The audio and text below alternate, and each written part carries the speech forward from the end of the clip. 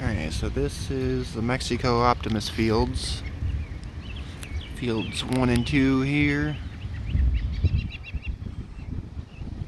There's 3 more fields back there.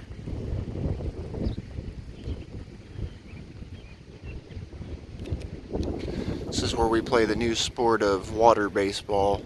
You have to use a floating ball and swim to the bases.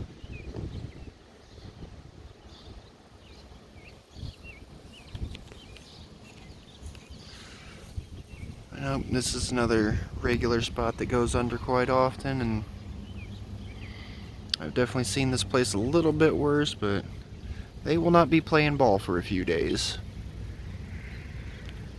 And that's if the rain stops. Clouds have gathered again.